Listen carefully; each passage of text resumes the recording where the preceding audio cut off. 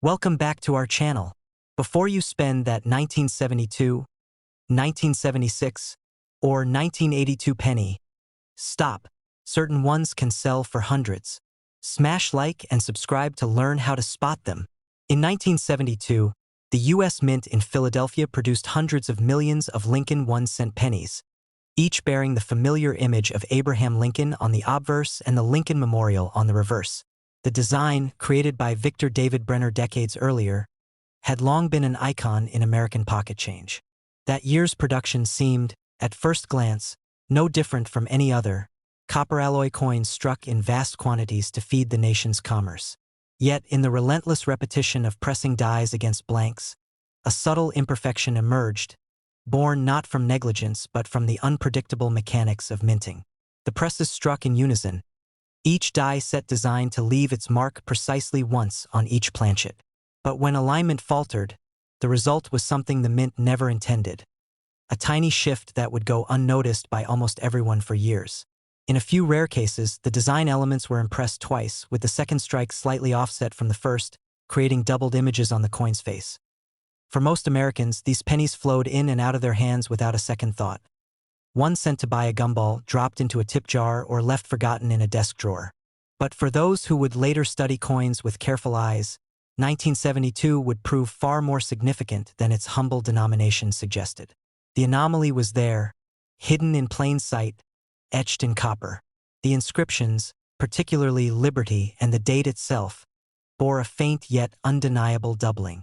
On certain examples, even "In God We Trust" appeared to shimmer unnaturally, as though shadowed by a ghostly second image. This wasn't just ordinary wear or a trick of the light.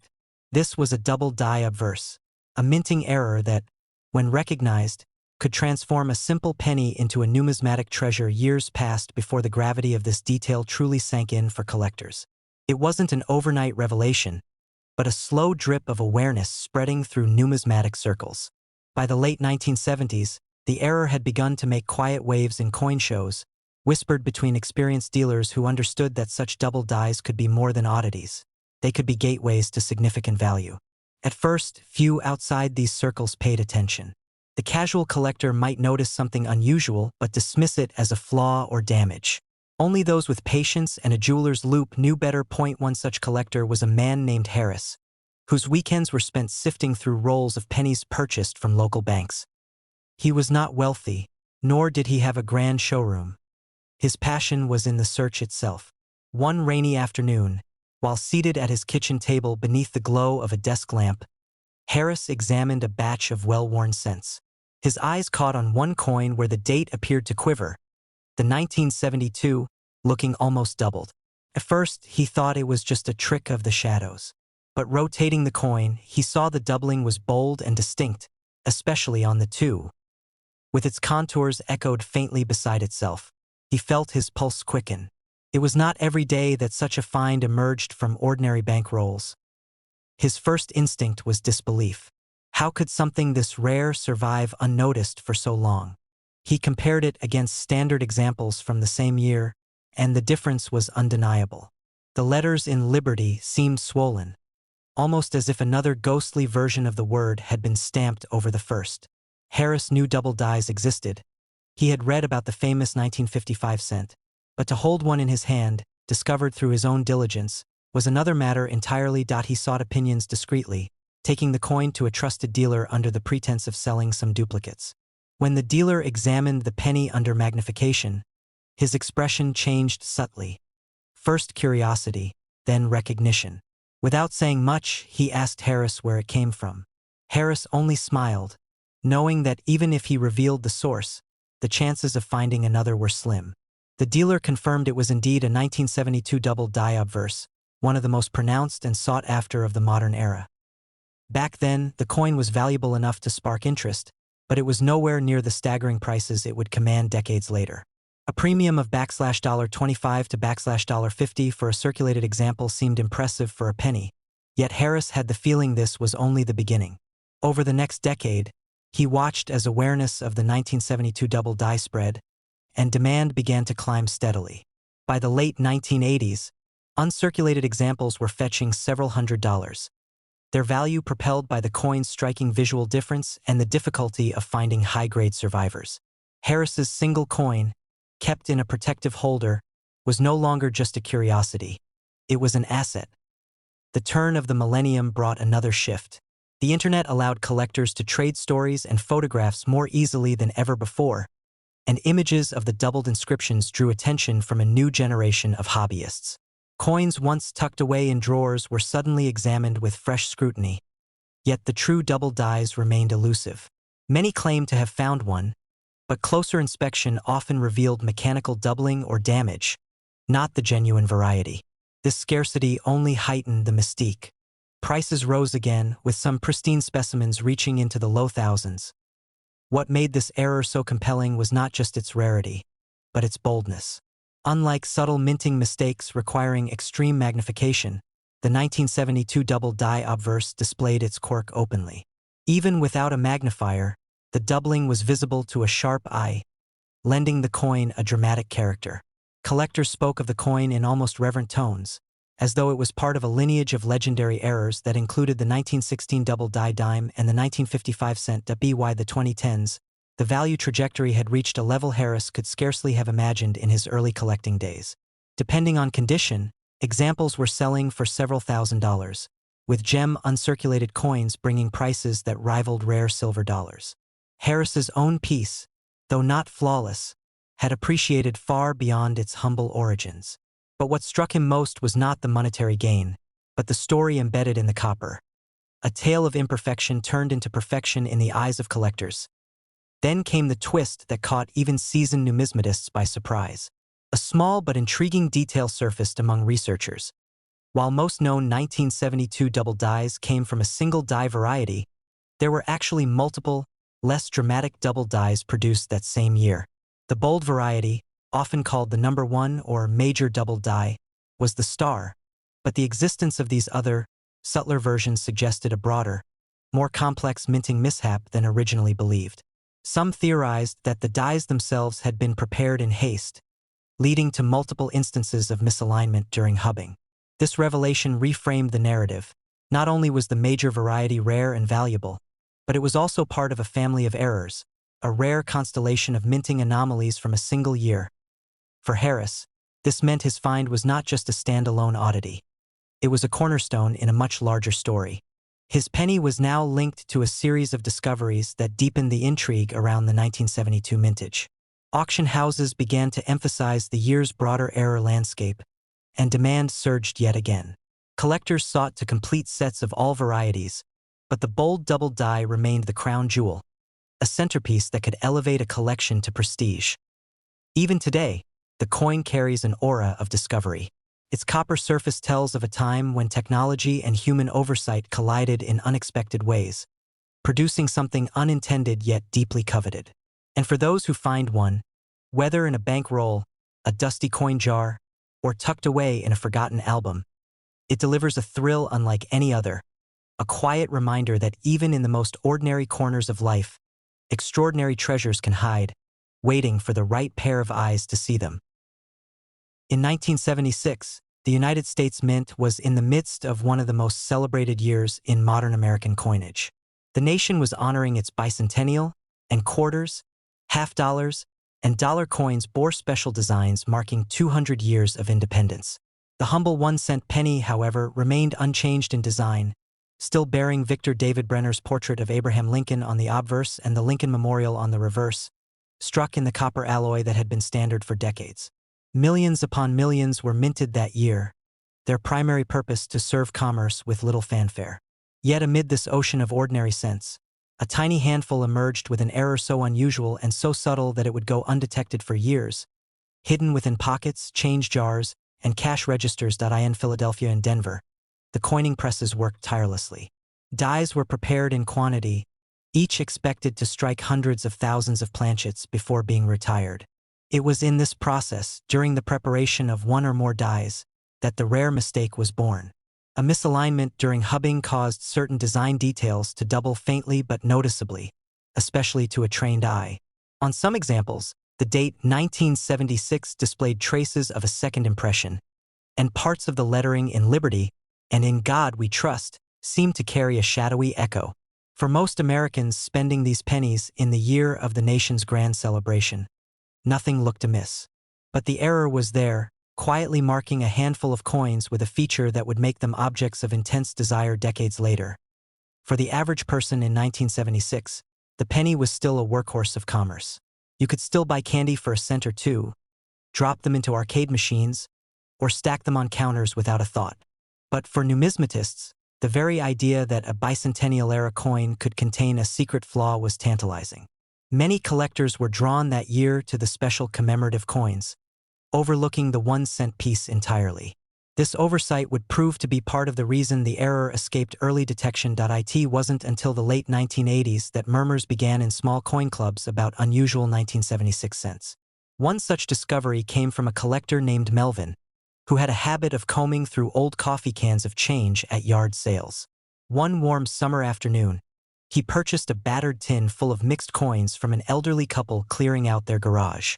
Among the silver dimes and common wheat pennies, a 1976 cent caught his attention, not because of its color or wear, but because the date seemed to shimmer oddly when tilted.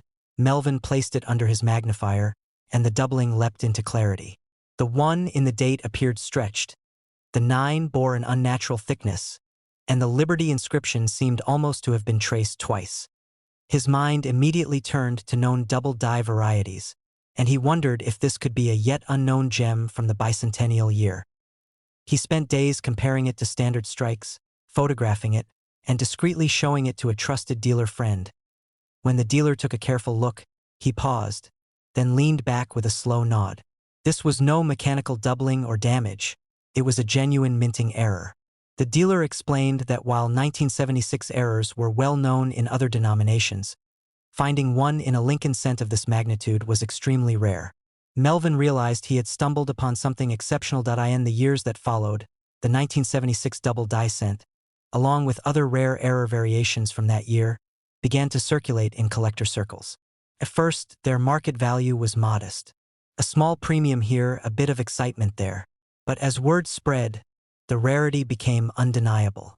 Auction listings began to describe the coin's features in detail.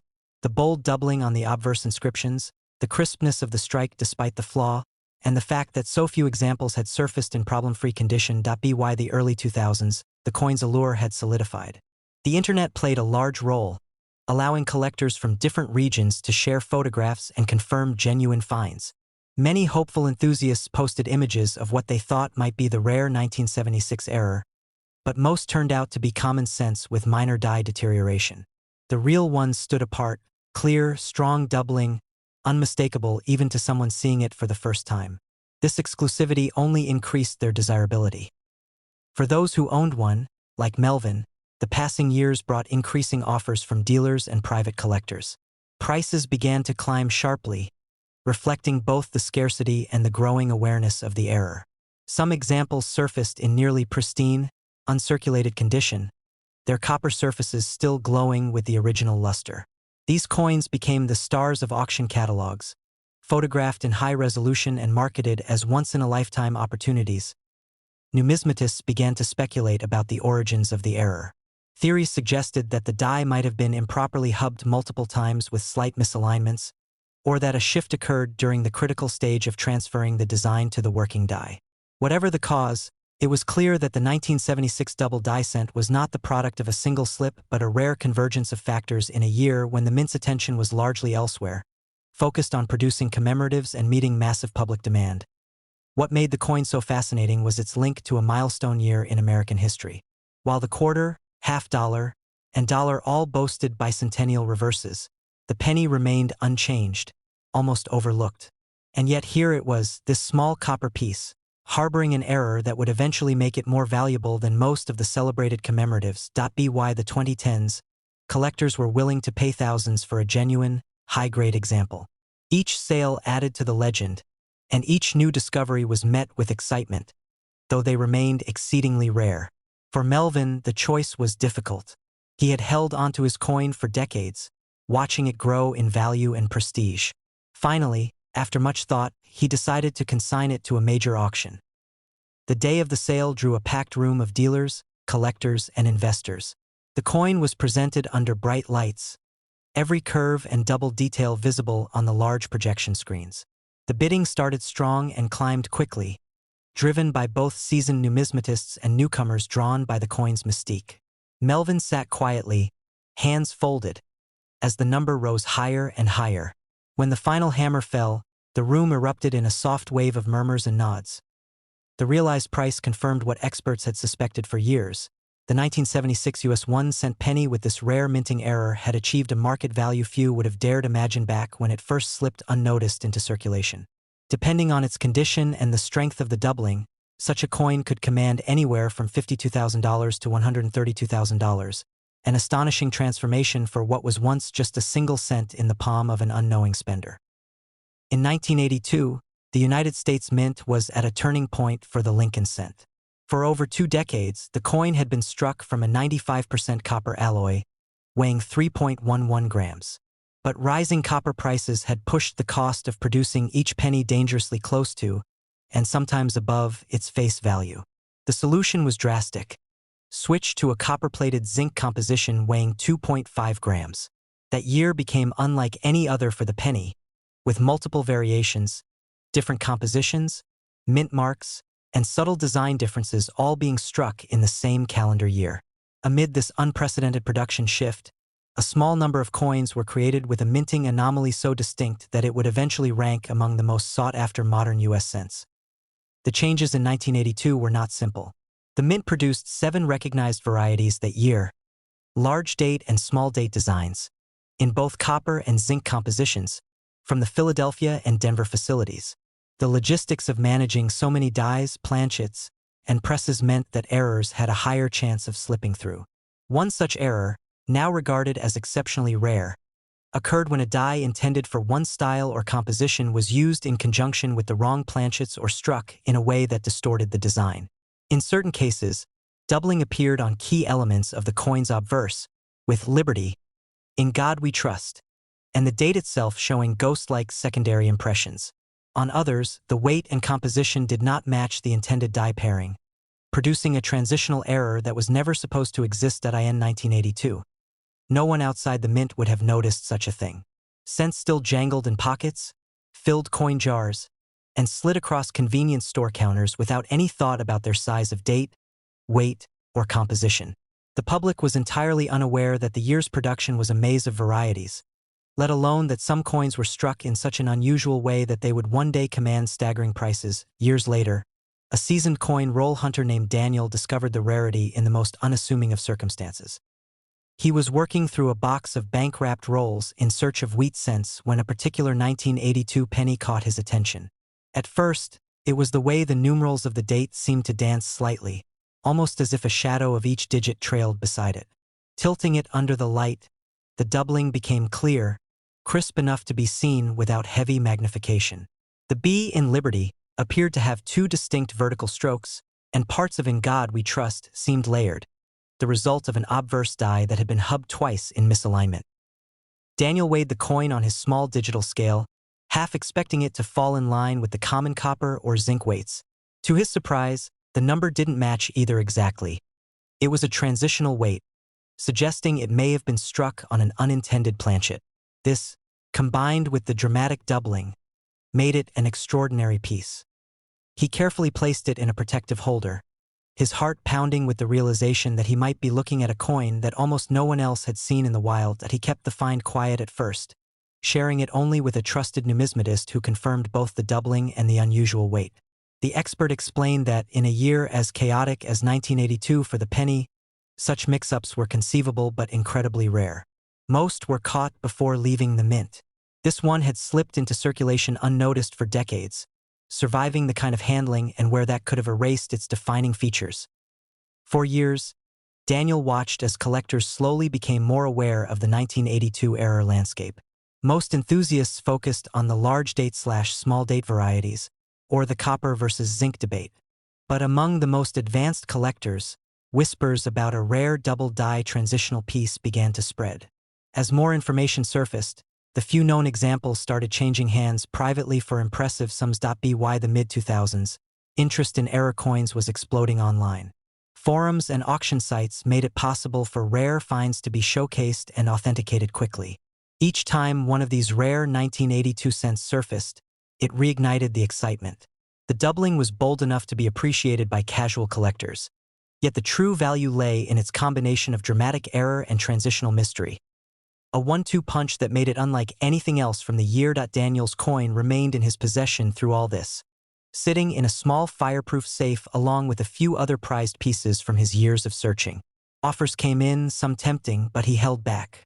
The rarity seemed to be appreciating steadily, and the historical oddity of the piece made it hard to part with. He enjoyed showing it at local coin shows, watching the way even experienced dealers raised their eyebrows when the coin's details were pointed out.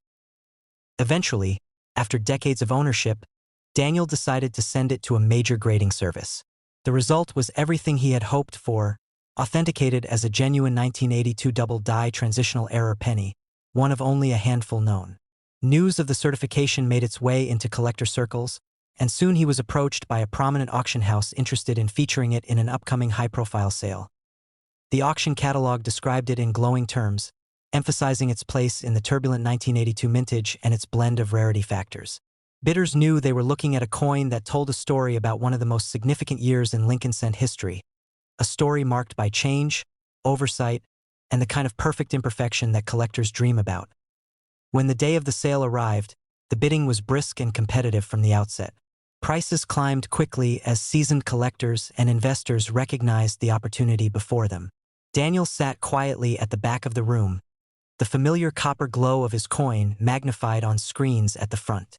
The final bid, when the hammer fell, was met with a murmur of approval from the crowd. For a coin that began life as an unnoticed anomaly in a pocket full of change, the journey had been extraordinary. Today, a genuine 1982 US 1-cent penny with this rare combination of minting error and transitional attributes can command between $46,000 and $120,000, a transformation in value that few could have imagined when it first slipped into circulation over 40 years ago.